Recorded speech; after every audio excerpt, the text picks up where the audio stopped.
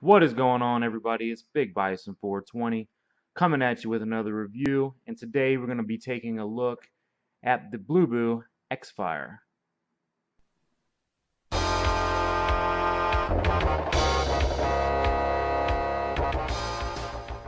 Alright guys, so let's get right into it. We're going to take a look at the body of the phone. We're going to do a little bit of testing with Quadrant, and then I'll navigate around so you can kind of get an idea of how smooth the phone operates. So let's first, I'm going to go ahead and give you the specs of the phone because I know most of you pretty much base everything around that. It's a 1 gigahertz quad core phone. It's got a 720 Mali GPU, a gigabyte of RAM. It comes with 8 gigabytes of storage space, which after Android is installed and formatted, you're going to get about 5 gigs of that. So that's pretty standard. The screen resolution is 960 by 540. It's a capacitive screen, which is pretty standard. It's a 5-inch screen, I believe 5.1. The front camera is actually 5 megapixels and the back is 8 megapixels. And it does take pretty high quality pictures, guys, surprisingly. A lot of these phones that you get for less than 100 bucks really don't do that. This one, I would say, is an exception. The battery capacity does come with a 2750 mAh battery, so that should get you a day or two, depending on how you use the phone. Comes with all of the Wi-Fi, GPS. It has a built-in FM tuner. Comes with Bluetooth, I believe it's 3.0. G sensor, proximity sensor, and it does include gesture controls. So that's something like built into the kernel, like the double tap to wake and stuff like that, and that's really cool. There's no waterproofing or anything on the phone, so you don't want to drop this one in water. It's got a micro USB, it's got 2 SIM card slots, and it does feature micro USB 2.0 still. That's about all of the facts. The phone does weigh 5 ounces or roughly 149 grams. The phone does come with Android 5.1, so you will get a hoist of all the new Android features right out of the box. This phone does support 3G, 4G, and LTE as well. Alright guys, so bear with me here. I'm going to try to get you a really good close-up view of all the hardware. Comes with the 2750 Blueboo lithium ion polymer battery, 2750 mAh, so that should get you a day or two of usage. Pretty cool blue feature there. Comes in a nice box. That's their slogan, Beyond Your Life. It comes with a USB cable and charger, of course. The actual phone, let's just go over it real quick. You'll notice right away when you get the phone, there are actually, let me try to zoom in. There's no hardware keys. There's only software keys, which whenever you're actually in the Android UI. So there's going to be no hardware keys on the front, like your home or recents or back button. And that's actually pretty cool. It's nice and clean looking. I'm going to take the back off for you. So it's a really sleek looking phone. Nothing on the bottom. I know standard phones usually have the USB and stuff like that. The left side is also clean. There's no buttons. The top is actually where your micro USB is going to go and your headphone jack. Now the other side, you can see this button's right here. This is the power button, but it's actually when you put the phone case on, these two buttons will activate the volume up and down, and the power button, I'm just going to leave it apart so you guys can see underneath as well. And then the back, you've got your logo, IMEI 1 and 2, and your 8 megapixel camera with flash. You see it has the dual SIM card slots, and it has expandable memory for micro USB, or I'm sorry, micro SD up to 32 gigabytes.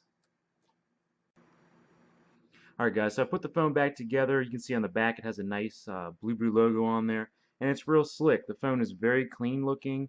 It kind of resembles like an iPhone almost. Obviously not, thank God. So what we're going to do now, we're going to get and power the device on, and this is exactly what you're going to see if you were to purchase it.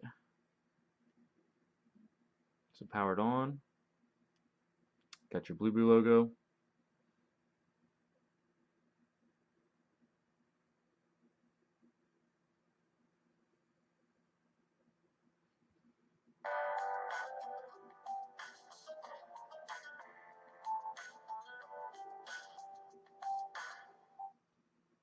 Alright, so we're gonna go ahead and I'll show you this exactly. You can either hit the power button like a normal phone, or you can double tap.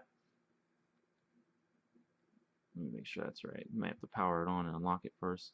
So double tap only to unlock the phone, not to lock it. So you have your options to launch the camera or the phone directly from the lock screen. Okay, we're on Wi-Fi now. I don't have a SIM card in. So let's take a look. We're at the launcher home screen. I'm going to try and get this in the best focus for you. So let's remember here, the phone does have a 960 by 540 resolution. So you know right off the bat, the pixel density is going to be rather low. However, the brightness of the LCD screen just makes it a joy to look at, guys. I mean, I don't know how good it looks in the video, but I can tell you this. It does look like a full 720p display in person. So, you know, take the specs with a grain of salt.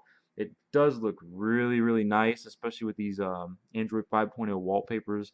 All that stuff is built in. You can see the UI is very clean. It has all the new icons, the modern clock and stuff like that. It's very, very simple, easy to use. The notification bar has been refined in Android 5.0.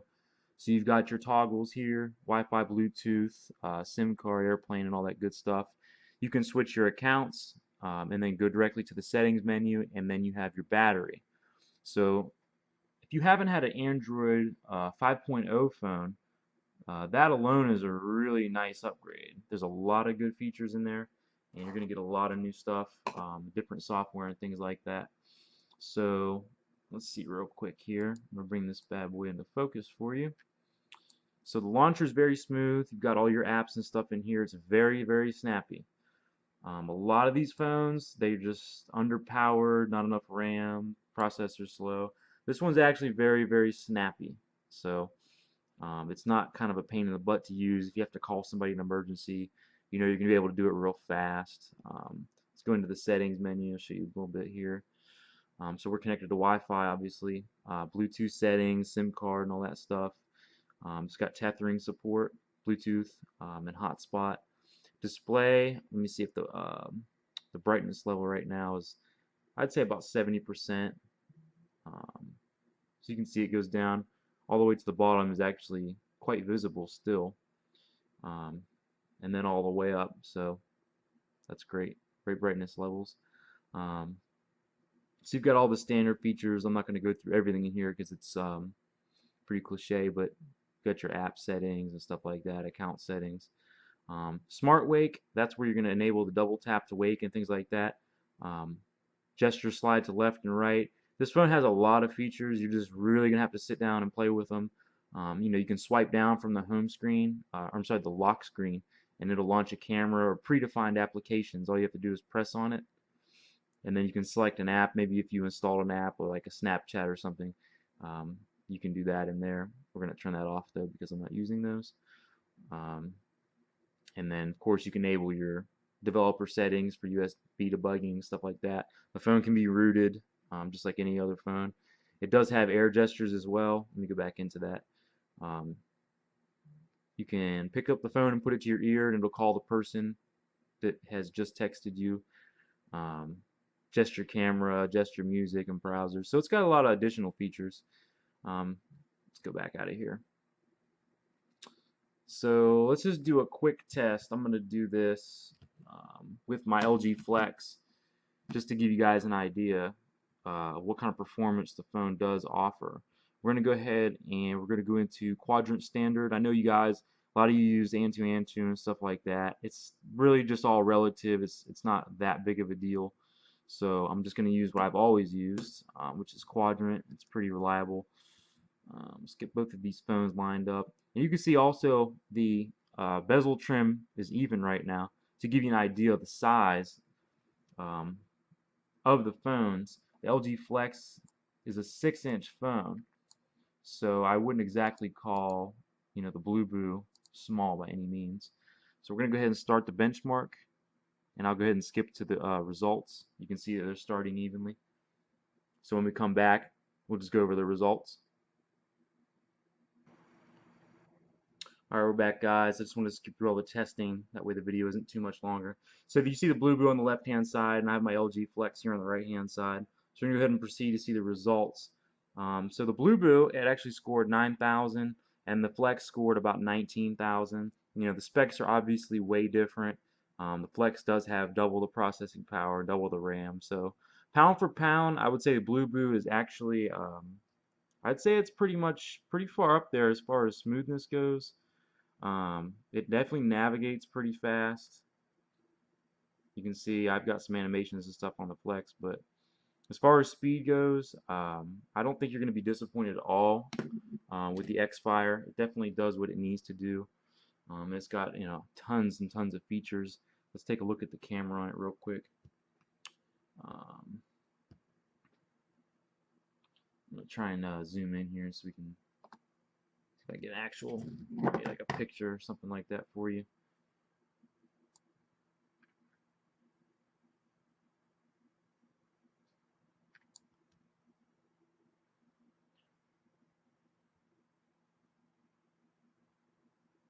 So taking a picture, it's actually pretty quick. Um, it's a picture of my desk work I took, pretty high quality. Um, Definitely a good camera. It has object tracking as well. So if you're taking a video or something like that, it'll actually stay on whatever you press and hold. So if you're taking a picture of somebody's face, it'll follow it. So it's a pretty cool feature to have. But yeah, all in all, the camera is pretty good. The front-facing camera is great too. So if you take a lot of selfies and stuff like that, or you know, whatever the case is, definitely does its job. It does it pretty well too. Got your gallery of music applications, phone dialer. Like I said, everything in Android 5.0 is very clean and crisp.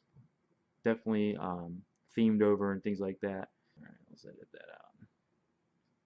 It's got a swipe keyboard as well. All your emojis and things like that. I don't think anything's gonna come up with this. So web browsing, it scrolls pretty fast. A lot of the Chinese phones do not do that. They just have a really bad rendering and things like that. But yeah, I don't think the security is gonna let me go in here for some reason. So anyway, let's just skip over that. Comes with backup and restore. You got your calculator and things like that. But all in all, the phone is solid, guys, and it does perform. The best part about the phone is it's priced under $100. So right now, if you want to get the phone, it's on dx.com.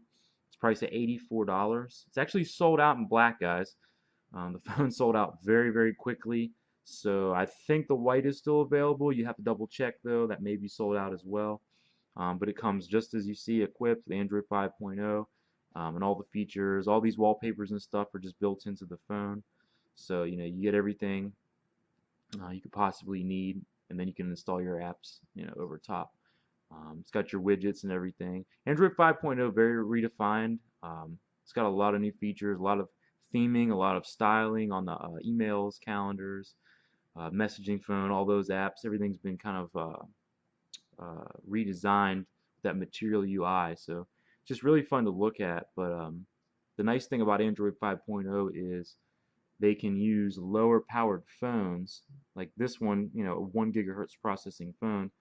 You know, most of you wouldn't, you know, even look at something like that, but you really don't need all that power, you know, when the UI is as efficient as it is. It just, you know, does everything seamlessly and to get the job done. So I don't think you'll be disappointed. Like I said, I've reviewed quite a few of these Chinese phones from all different manufacturers and suppliers and things like that. And I know what the good ones are and the bad ones are. So this one's really good. It's under $100 too. So it's not going to break the bank. It's not a $400 you know, Samsung phone. So it's not a huge investment, but all in all, I think you will be pretty satisfied with the phone. So anyway, subscribe to my videos and page, like and comment. Let me know what you think of the phone. If there's any features you want me to test out or you have any questions, just post them below and I'll see if I can answer them to the best of my ability. And always stay tuned for more reviews, guys. I get new phones every week. I'm coming out with all kinds of stuff, and I'm just trying to get this on YouTube for you guys so you can get an idea of what you're buying before you buy it, because that's not always available, and that's the only way I would buy something as well, to see it before buying it. So anyway, guys, like, comment, subscribe, and stay tuned for more videos.